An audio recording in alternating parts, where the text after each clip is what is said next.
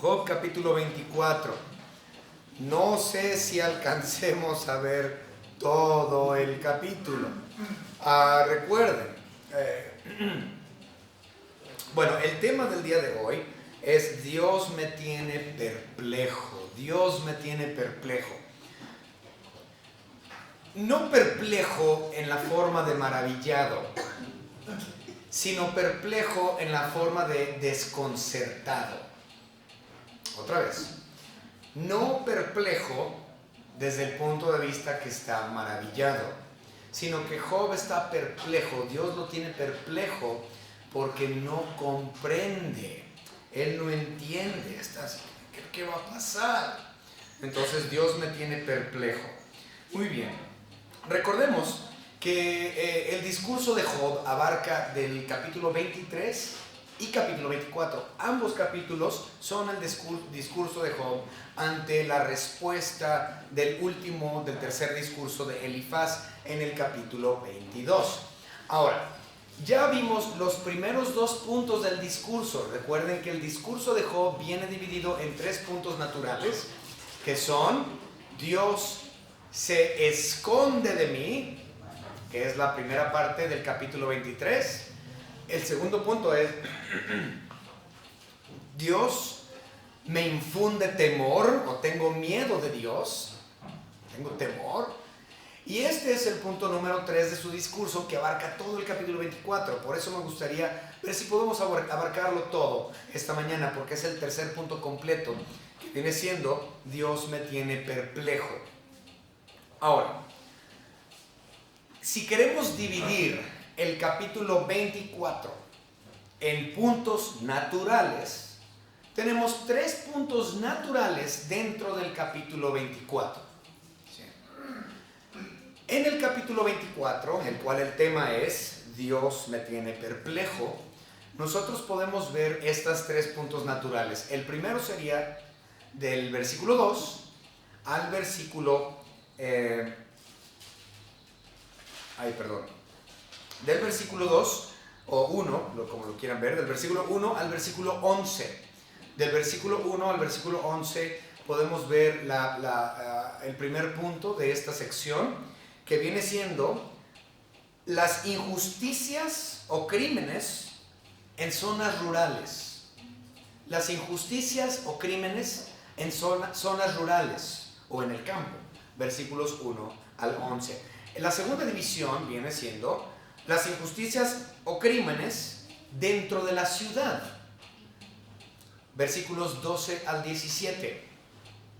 Entonces ahí vemos que hay injusticias y hay crímenes en zonas rurales, en campos, en zonas agropecuarias.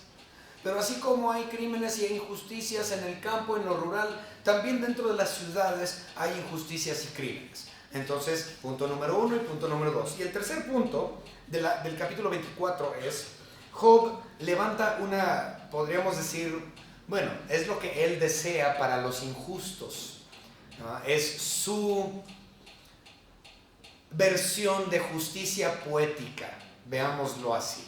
Entonces, el tercer punto es una maldición, o más bien el deseo que Job tiene de impartir justicia en contra de estos que oprimen tanto en lo rural como en la ciudad.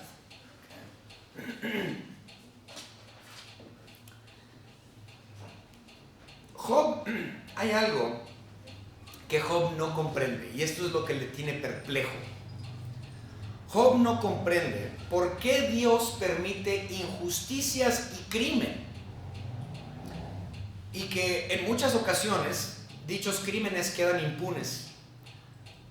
No hay justicia en contra de estos injustos, en cuestión a estos ladrones u opresores.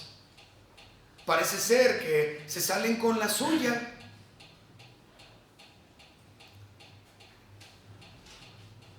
Parece ser que Dios no juzga a los injustos en esta vida. Esta es la razón por la cual Dios tiene perplejo a Job.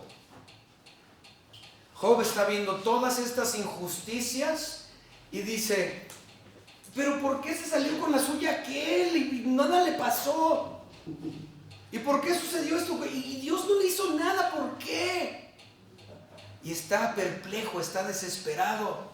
No entiende por qué Dios no actúa en contra de estas personas. Eso es lo que lo tiene a él perplejo.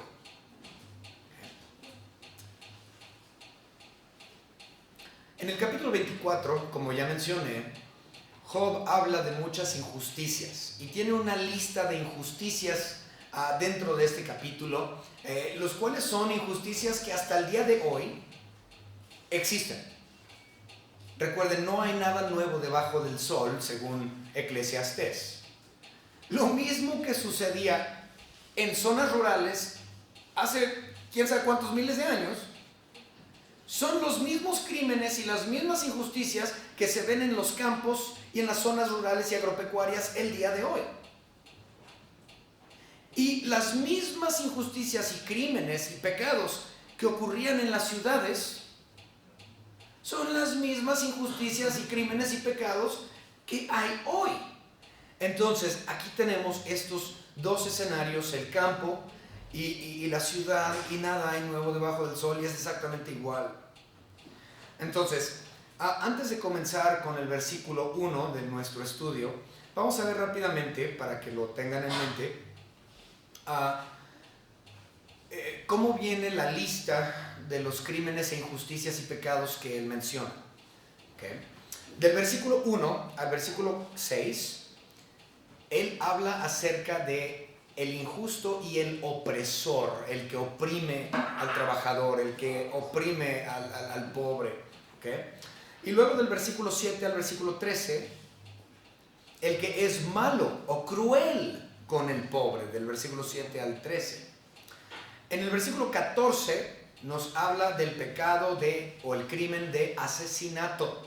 Entonces, hay asesinato en el campo, hay asesinato en las ciudades, no hombre. El versículo 15 habla del asunto del pecado del adulterio, o cualquier pecado inmoral o sexual, no necesariamente adulterio. Ese es el que se menciona, pero realmente es general, cualquier tipo de acto inmoral. ¿Bien? Y luego tenemos versículos 16 y 17 que menciona el que roba y hurta, es decir, al ladrón. Entonces, estos son los crímenes que él menciona: el opresor, el que es malo contra el pobre, el asesino, el adúltero y el ladrón, el que roba y hurta. Entonces, estos vienen siendo los crímenes que él menciona. Vamos a empezar con una oración para introducirnos ya rápidamente al versículo 1. Señor Padre, le damos gracias porque nos ha permitido estar esta mañana aprendiendo de su palabra, Señor, y acerca de lo que sucedió con Job, su discurso y su idea de lo que debería de ser la justicia poética sobre aquellas personas que parece ser que quedan impunes, Señor, pero sabemos que en realidad usted es el juez justo, juez perfecto, y de usted, Señor Dios, nadie se burla. Y sabemos y comprendemos que usted tiene un tiempo específico para los juicios venideros. En el nombre precioso de nuestro Señor y Salvador Jesucristo, nuestro único y propio Salvador. Amén. Muy bien. Versículo 1. Y aquí comienza todo. Versículo 1 realmente es interesante. La idea detrás del versículo 1 es el tiempo del juicio. Vamos a leerlo. Puesto que no son ocultos los tiempos al Todopoderoso, obviamente dice la Biblia que los tiempos son de Él, y Él designa los tiempos, y Él sabe qué tiempo es perfecto para qué cosa, ¿okay? Y así lo ha predestinado. Dice, ¿por qué los que le conocen? Es decir, nosotros que somos creyentes en Él, ¿por qué es que nosotros no entendemos los tiempos y no sabemos cuándo? O sea, Él tiene los tiempos suyos en su mente, Él ya sabe cuándo va a llevar a cabo en acción todo lo que Él ya ha previamente preparado. Él lo sabe, pero nosotros no se nos ha manifestado a nosotros los planes de Dios. Eso es lo que está diciendo aquí Job. Dios sabe sus planes, pero yo que creo en Él a mí no me lo ha manifestado, yo no sé. Dios lo sabe, pero yo no lo sé. No me ha dicho. Y tenemos que comprender que Él está hablando de el evento o los eventos de juicio. Él dice, Señor, yo quiero ver cuándo va a ser tu juicio en contra de estas personas malvadas. ¿Cuándo va a ser tu juicio en contra del opresor, del que lastima al pobre? ¿Cuándo va a ser tu juicio en contra del adúltero? ¿Cuándo va a ser tu juicio en contra del ladrón? ¿Cuándo va a ser tu juicio en contra del asesino? Tú sabes, pero yo no sé. Para mí se me ha oculto. Yo quiero saber cuándo es el juicio. Recordemos, y esto es muy interesante, no sé, muchas veces se nos olvida esto. Job es el primer libro de los 66 que fue escrito. Es el primer libro de toda la Biblia. Entonces, a causa de eso, no había sido escrito nada de cuestiones proféticas.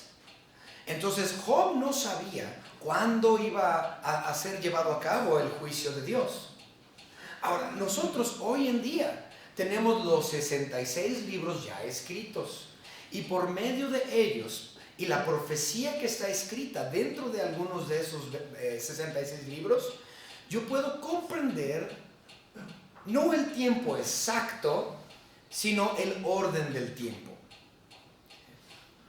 En el caso de Job, él no sabía ni siquiera el orden del plan de Dios, él no sabía nada. Él nada más veía que las injusticias se llevaban a cabo y decía, y Señor, ¿dónde estás pues para traer justicias sobre esta gente, no? Nosotros tenemos la Biblia completa. Podemos ver el plan de Dios a futuro. Y nosotros sabemos que en efecto sí habrá un día de juicio. Y no solamente va a ser un día de juicio, van a ser varios. ¿Okay? Y entendemos exactamente cuándo en la historia del mundo va a ser. No sé la fecha porque a nosotros nos dice, le dijo nuestro Señor Dios a los apóstoles, a ustedes no les es necesario saber los tiempos ni las sazones. Entonces, al igual, nosotros no podemos ponerle fecha y decir, en el año 1900 hoy, en el año 2050 va a venir Cristo. Y, o sea, no podemos ponerle una fecha. Muchos han tratado de hacerlo, pero nadie va a saber. Solamente Dios Padre es quien sabe cuándo se van a desarrollar los hechos futuros. ¿Okay? Sin embargo, la Biblia me explica los tiempos, es decir, el orden de ellos. Y hoy día somos bendecidos porque, a diferencia de Job, sabemos qué va a pasar y cómo va a pasar y más o menos cuándo va a pasar. Okay. Bueno, vamos a leer este versículo. Ya lo cité, pero vamos a leerlo. Hechos capítulo 1.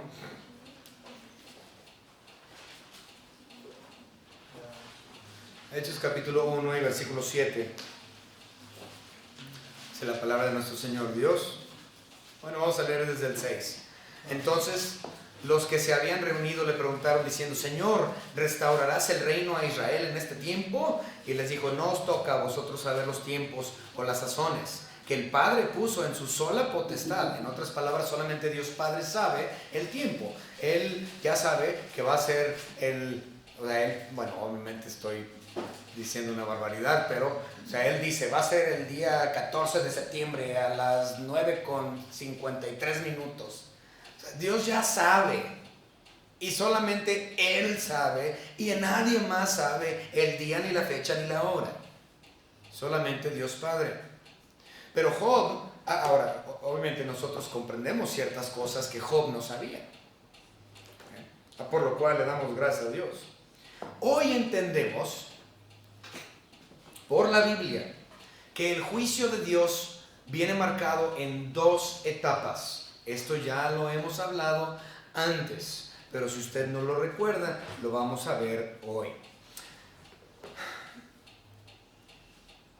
No le puedo poner fecha exacta a los juicios de Dios, que era lo que quería Job también saber. Pero lo que sí podemos ver por medio de la Biblia es que vienen dos etapas. La primera etapa es inmediatamente después de los 7 años de tribulación. Entonces, la iglesia se va al cielo, el arrebatamiento. Bueno, si es que usted es pretribulacionalista, si usted es amilenialista, lo siento. Pero nosotros que somos pre-tribulacionalistas, creemos que la iglesia va a ser arrebatada antes de los 7 años de tribulación. Y todos los demás se van a quedar aquí durante esos 7 años y casi todos van a fallecer. Casi toda la población del planeta va a morir.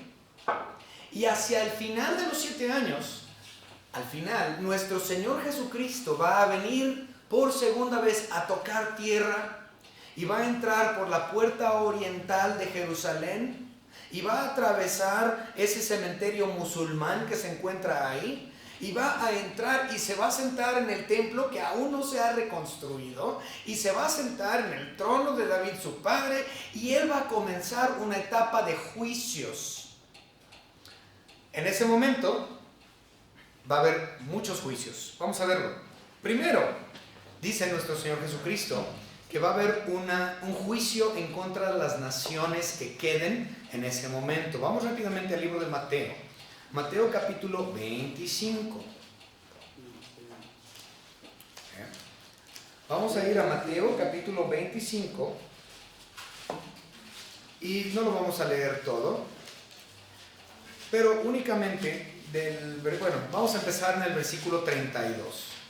Mateo capítulo 25 y versículo 32. La palabra de nuestro Señor dice: y serán reunidas delante de él todas las naciones, y apartará los unos de los otros, como aparta el pastor las ovejas de los cabritos, y pondrá las ovejas a su derecha y los cabritos a su izquierda. Entonces el rey, es decir, Cristo Jesús, dirá a los de su derecha: venid, benditos de mi Padre, heredad del reino preparado para vosotros desde la fundación del mundo. ¿Por qué? Porque ellos ya eran escogidos, Y dice en 35: porque tuve hambre y me diste de comer, tuve sed, me diste de beber, fui forastero, me recogiste, estuve desnudo, me cubriste, enfermo, me vestiste, en la cárcel viniste a mí. Entonces los justos le responderán diciendo: Señor, ¿cuándo te vimos hambriento? Bueno, hasta el final del 25. Entonces, este es el juicio, es conocido como el juicio de las naciones cabritos y las naciones de ovejas. Entonces, este juicio sucederá en contra de las naciones al final de los 7 años de tribulación, en la primera etapa de juicios.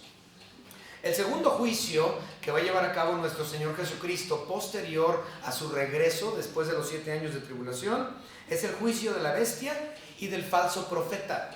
Recuerden que la bestia y el falso profeta van a estar actuando libremente durante los 7 años de tribulación, y al final de los 7 años de tribulación nuestro Señor Dios hará un juicio contra ellos, y ellos van a ser los primeros en estrenar el lago de fuego.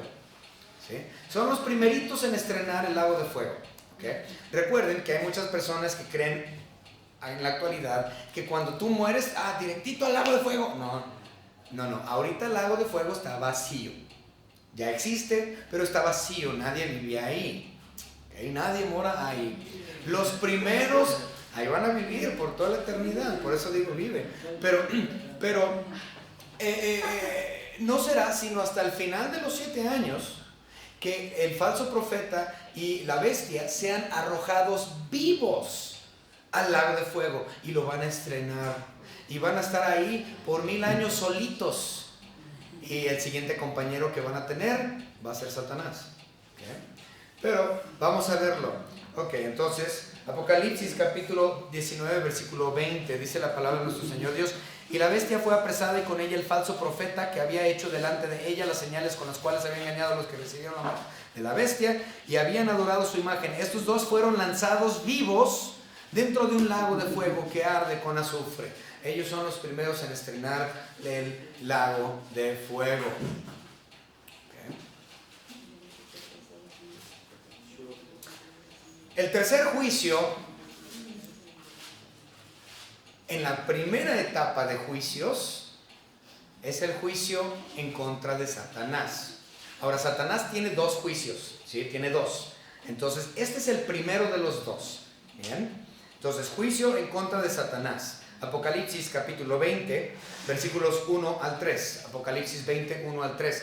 Vi un ángel que descendía del cielo con la llave del abismo y una gran cadena en la mano, y prendió al dragón, la serpiente antigua, que es el diablo y Satanás, y lo ató por 1000 años, y lo arrojó al abismo y lo encerró y puso su sello sobre él para que no engañase más a las naciones hasta que fuesen cumplidos 1000 años. Y después de esto debe ser desatado por un poco de tiempo. ¿Okay? Entonces, en su primer juicio, Satanás es arrojado a un abismo, es decir, a lo que es conocido como el Tártaro. Entonces, él es aventado al abismo y él está ahí atado por 1000 años. Ese es su primer juicio. Después de 1000 años, que es el milenio de nuestro Señor Jesucristo, será desatado para posteriormente, ahora sí, tener su segundo juicio después de la guerra. Pero vamos a ver entonces el cuarto juicio. Dice, el cuarto juicio de Dios, de nuestro Señor Jesucristo, al final de los 7 años, en su regreso, en la primera etapa de juicios, es en contra de Israel. ¿Okay? Va a haber un juicio en contra de Israel. Eso lo podemos ver en Ezequiel, que es muy profético Ezequiel también en relación a esto. Vamos a Ezequiel.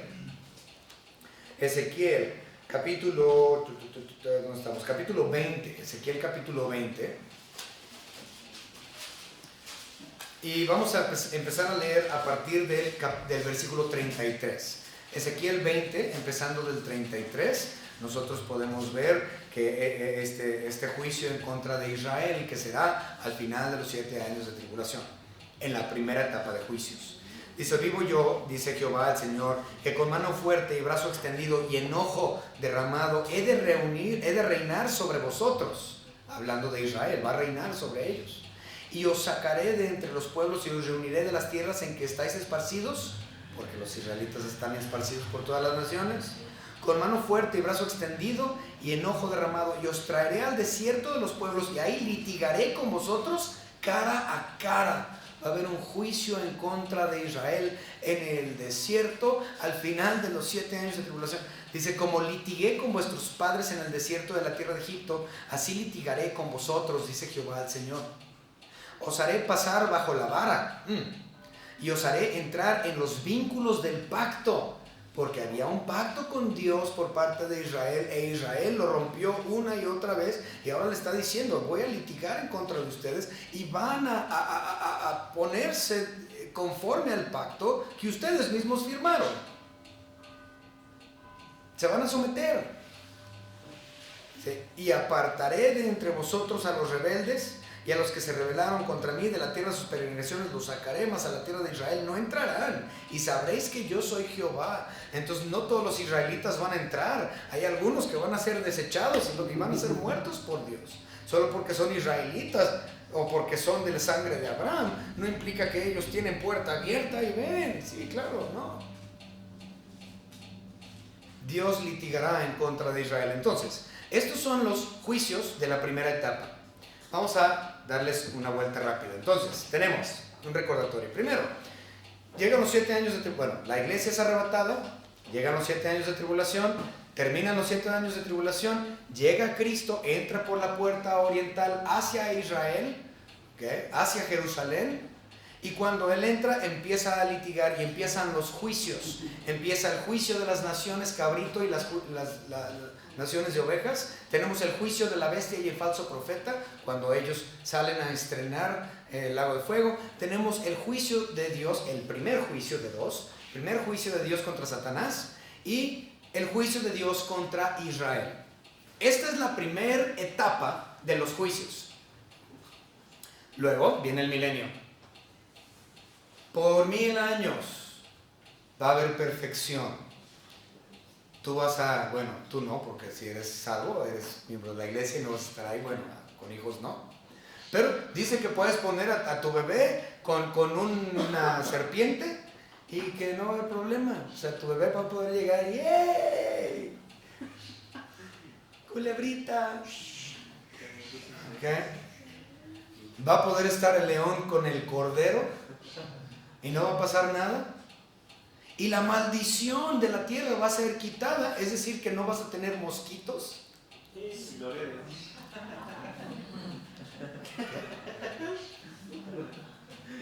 Ni bacterias, ni virus, ni enfermedad, ni dolor, porque toda la maldición de la tierra es quitada entrando en el milenio, dice la palabra de Dios. Entonces, pasa el milenio, pero ¿saben qué pasa al final del milenio?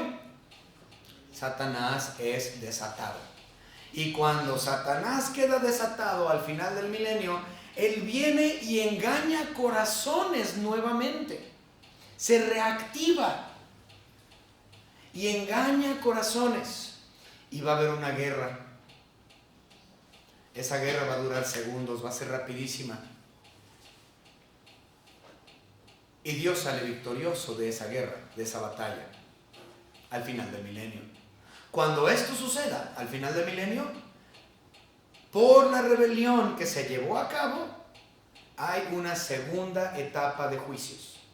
Entonces vamos a observar la segunda etapa de juicios después del milenio. Vamos a verlo. Primer juicio es el juicio en contra de los ángeles caídos. Judas. Entonces por primera vez vemos el juicio en contra de los demonios. Juicio en contra de los demonios. Judas, versículo 6. Y a los ángeles que no guardaron su dignidad, sino que abandonaron su propia morada, los ha guardado bajo oscuridad en prisiones eternas para el juicio del gran día. Entonces va a haber un juicio específico para los ángeles caídos, y esta es en la segunda etapa después del milenio. También, si nosotros vamos a Primera de Pedro, también lo podemos ver. Primera de Pedro, Segunda de Pedro, capítulo 2, versículo 4. Segunda de Pedro 2, 4. En Segunda de Pedro 2, 4 nosotros leemos: porque si Dios no perdonó a los ángeles que pecaron, sino que arrojándolos al infierno los entregó a prisiones de oscuridad para ser reservados al juicio. Entonces los ángeles caídos, los demonios, van a ser llevados a juicio también. ¿Okay? El segundo juicio de la segunda etapa de juicios, al final del milenio, tenemos el juicio final de Satanás. El último juicio en contra de Satanás. Ya vimos el primero, y su castigo fue ser atado en el Tártaro por 1000 años. Pero se desató. Después de los 1000 años, él engaña corazones, dice la Biblia. Hay una batalla, dura segundos. Dios vuelve a agarrar a Satanás, y este es su juicio final. Apocalipsis capítulo 20, versículo 10. Apocalipsis 20, 10. Y el diablo que engañaba fue lanzado en el lago de fuego y azufre, donde estaban la bestia y el falso profeta. ¿Por qué? Porque ellos fueron arrojados ahí 1000 años antes. ¿Sí? Si ustedes recuerdan, en la primera etapa de juicio, la bestia y el falso profeta son puestos bajo juicio y son llevados o lanzados vivos, que mencionamos, al lago de fuego. Ahora, 1000 años después, es el juicio final de Satanás, y Satanás es puesto en ese mismo lago de fuego para acompañar ahora a la bestia y el falso profeta, que ya tienen ahí 1000 años asándose. ¿Okay? Ahí están en la rosticería. Y serán atormentados día y noche por los siglos de los siglos. ¿Okay?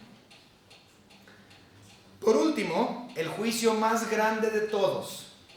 El juicio final de todos los pecadores, de todas las edades, de todos los tiempos, de todos los inicuos. Es el juicio del gran trono blanco. El juicio del gran trono blanco es el último juicio de todos. Termina con todo el juicio de Dios. Vamos a verlo. Apocalipsis capítulo 20, versículos 11 al 15. Y vio un gran trono blanco, y al que estaba sentado en él, de delante del cual huyeron la tierra y el cielo, y ningún lugar se encontró para ellos.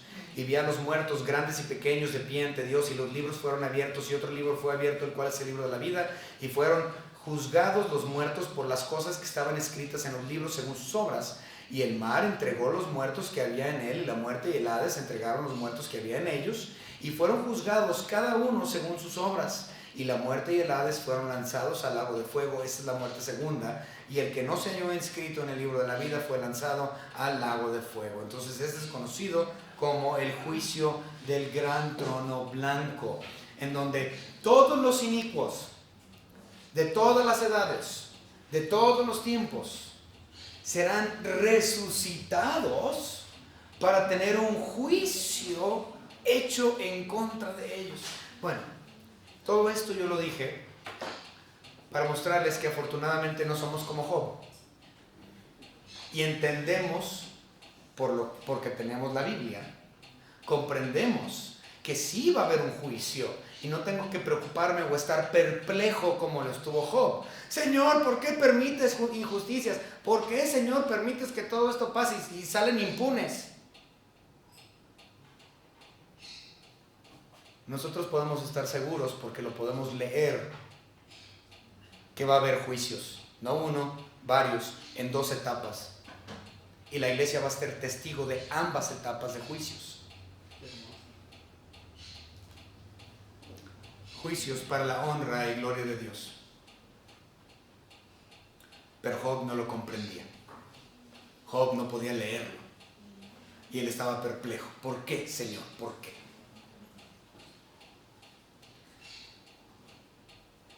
Ok. Eso fue algo largo. Pero nos vamos con Job. Otra vez a nuestra lectura original. Job, capítulo 24. Ahí estamos. Finalmente hemos pasado al versículo 2.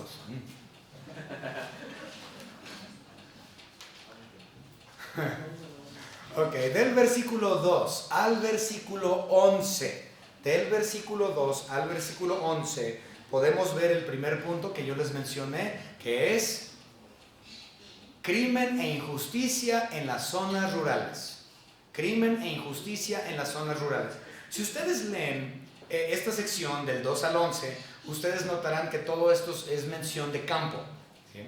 Entonces dice, traspasaron los linderos, robaron los ganados que apacientan, llevan el asno, también las prendas del buey. Todo esto es de cuestiones de campo. Dice el versículo 5, he aquí con asnos monteses en el desierto. El versículo 6, en el campo ciegan su pasto, ¿okay? Entonces también habla de las viñas ajenas. Entonces todo esto son cuestiones de agropecuarias, todo esto es de campo, zona rural. Y podemos ver la distinción cuando entra el versículo 12, que dice los crímenes de la ciudad. Entonces dice, desde la ciudad gimen los moribundos y claman las almas de los heridos de la muerte, pero ellos no atienden su oración. Entonces, a partir del versículo 12, el escenario cambia, y ese es el siguiente punto. Posiblemente tengamos que esperarnos a verlo la próxima semana por cuestión de tiempo. Pero vamos a ver esta primera sección. Dice, traspasan los linderos, roban los ganados y las apacientan. Esto es los ladrones, los injustos, los opresores en las áreas rurales. Dice que ellos traspasan los linderos. Nada ha cambiado. En nuestros días también tú puedes ir al campo y ves los linderos. Depende de dónde vayas, algunos lugares los llaman albarradas, ¿sí? Entonces son unos muros de piedra, ¿verdad?, que delimitan los campos o las parcelas, las propiedades de la gente, y tú sabes de dónde a dónde es tu pedazo, y cada quien sabe. Así están todos los ranchos en México. Pues así estaban ellos también ahí. Tenían sus linderos, y dice que estos traspasaban los linderos, las albarradas, y tomaban ganado y se lo robaban y se lo llevan. ¿Okay? Entonces nada ha cambiado.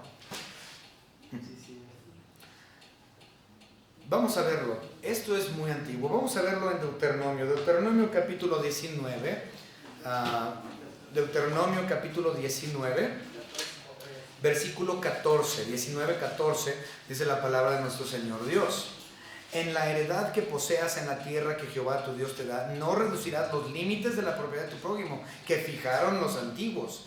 Entonces no vas a robarte un pedazo de la tierra mueve la albarrada medio metro más para yo tener unos metritos más, ¿no? Cuadraditos más, ¿no? Muévele tantito, ¿sí? No podías tú mover las piedras. Lo que ahí se puso, así debía de ser. Y era ley de Dios. Era ley mosaica. Tenían que dejarlo. No podían atravesar sus linderos. Ok, continuamos. Ellos no solo entraban en la propiedad ajena, sino que se llevaban el ganado. El asunto es de que ellos, aunque conocían la ley de Dios, podemos decir, como decimos en la calle, les importaba un comino. El que tranza no avanza, exactamente, no les importaba. Vamos a verlo, Deuteronomio capítulo 27, vamos a ver la ley de Deuteronomio aquí. 27, 17, Deuteronomio 27, 17. Maldito el que redujere el límite de su prójimo. Y dirá todo el pueblo, amén. Entonces hay una maldición para el que mueve las piedras, la albarrada, para robarse unos metros. Hay una maldición en contra de ellos. Y hay una maldición también para el que roba ganado, obviamente por ratero. Pero a estos no les interesaba. ¿Saben qué? Cuando esto sucedió se me hizo muy interesante cuando estaba estudiando esto. Porque ustedes conocen que tenemos el terreno aquí en Paraísos del Coli. Lo que muchos de ustedes no saben es que 3 metros para allá también nos pertenecía, y 2 metros hacia el fondo también, y 5 metros hacia el lado también era de nosotros, y todo lo que es el frente a la calle también pertenecía a nosotros. Era un terrenote originalmente, pero como nadie estaba ahí en el terreno, entonces el vecino dijo, yo le agarro estos 2 metritos. Y el de atrás dijo, a mí me gustan estos 5. Pero por eso es que tenemos el terreno como está. Muchos me preguntan, ¿pero por qué el frente de la calle nomás es el puro portón? No, pues el frente de la calle nos pertenecía a todo el pedazo. Y yo veo esto y dice, maldito todo aquel que mueva los linderos. Y yo digo, wow. Va a haber justicia un día. Va a haber justicia un día. Ok. Entonces, no solamente decían esto, vámonos a Job 24, versículo 3. Dice, esta gente en los crímenes de la zona rural, dice, se llevan el asno de los huérfanos y toman en prenda el buey de la viuda. En otras palabras, le roban o las bestias de trabajo. Los huérfanos tienen su burrito para poder hacer sus trabajitos y que mover leña y mover ganado y mover lo que sea. Y estos cuates dicen, este es mío, presta para acá. Y se llevan al burrito y los huérfanos dicen, pues ya no tengo con qué trabajar, ¿cómo me voy a ganar el pan? ¿No? Y llegan con la viuda y también le quitan el buey, la bestia de trabajo, y la viuda dice, pues ahora ¿cómo voy a trillar? ¿Cómo voy a trabajar? ¿Cómo voy a ganar mi dinero pues para vivir? Les quitaron sus herramientas de trabajo para poder tener. ¿Y qué es lo que sucede?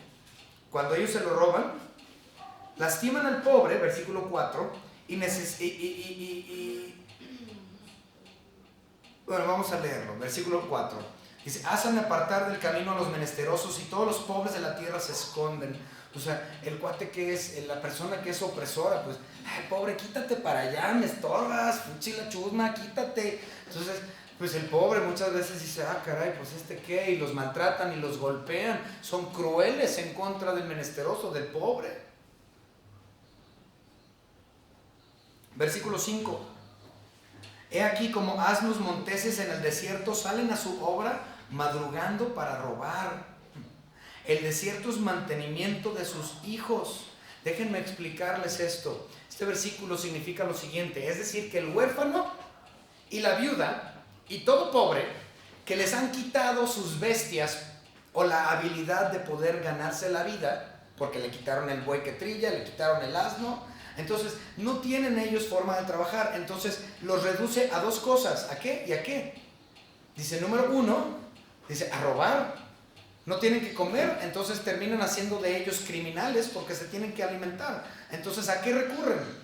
Pues a la robadera.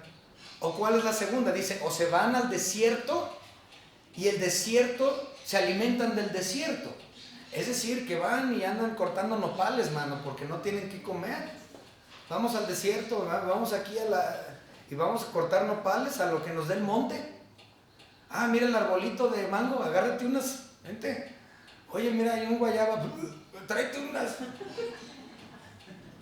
El asunto es de que están viviendo del campo porque ya no tienen cómo suplir sus necesidades. Son como animales salvajes. Es lo que está diciendo. Y es lo que el que oprime produce en zona rural cuando éste oprime y roba y hurta.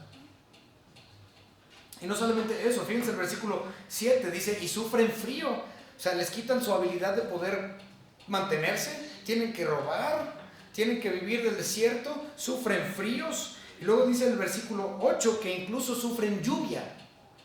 Sufren lluvia, no tienen dónde meterse, no tienen casa, se esconden abajo de una piedra y la abrazan porque tienen frío.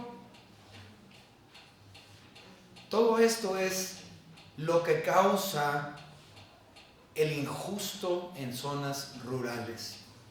Nada ha cambiado. Es lo mismo hoy.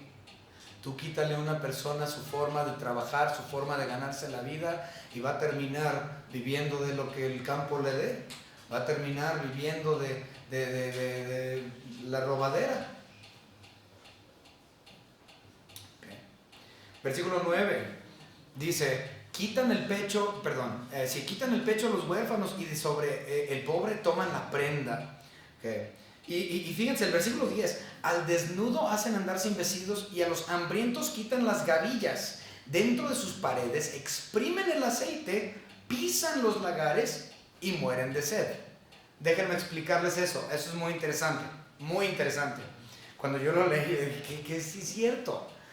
Fíjense, el opresor, el injusto, el malo, en zona rural va y quita y roba linderos, propiedades, va y roba el ganado y las bestias para poder trabajar.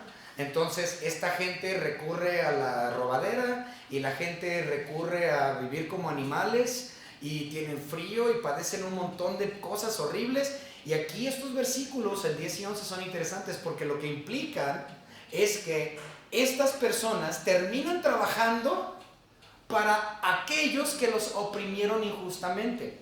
Y dice, y ellos cortan la gavilla, o sea, lo que ellos mismos cosechan, de ahí no pueden comer. Dice, están hambrientos, cortan la gavilla pero están hambrientos. En otras palabras, el patrón injusto dice, vas a trabajar mis campos. Y ellos van y trabajan, pero no pueden comer de lo que están cosechando. Y luego dice, y exprimen el aceite. Están exprimiendo el aceite, están exprimiendo las uvas para hacer el vino, pero en sus casas. Pero dice, y tienen sed. ¿Por qué? Porque el patrón, que en primer lugar fue el mismo que los oprimió, ahora están trabajando para ese porque no tienen otra oportunidad de cómo ganarse la vida y todavía los tiene oprimidos, no permite que ellos coman, no permite que ellos beban, aunque ellos son los que están exprimiendo y cosechando. Terminan trabajando para el opresor, el que los puso en ese mismo lugar, porque no hay de otra.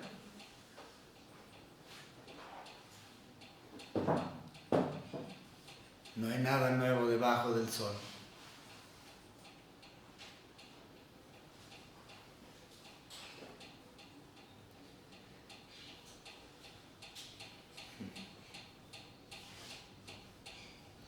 Ellos son tratados peor que animales, porque incluso el buey, dice la Biblia, no pondrás bozal al buey que trilla.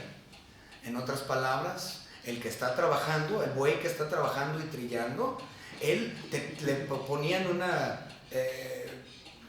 aquí en México les ponen como una bolsita, les ponen una bolsita con maíz y grano, entonces él va caminando, el burrito, el animalito, y mientras va comiendo y haciendo su trabajo, va comiendo. ¿Por qué? Porque el animal está trabajando y está produciendo, entonces vas a permitir que el animal coma, te conviene. Pero en el caso de los opresores dicen, no, tú estás trabajando y laborando, pero yo no te voy a dar de comer. Y no comas y ni se te ocurra.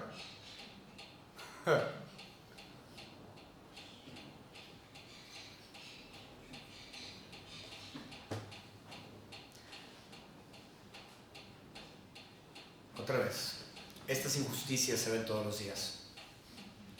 Job los vio y los comprendió y dijo, Señor, ¿dónde está tu justicia?